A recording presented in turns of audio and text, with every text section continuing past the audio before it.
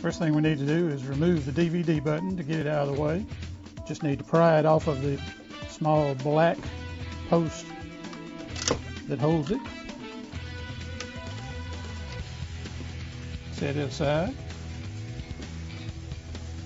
Now let's carefully remove the top cover.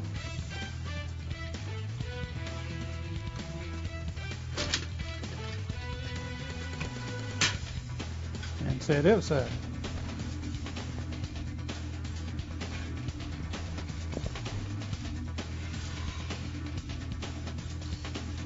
Next step is to remove the connectors from the DVD drive.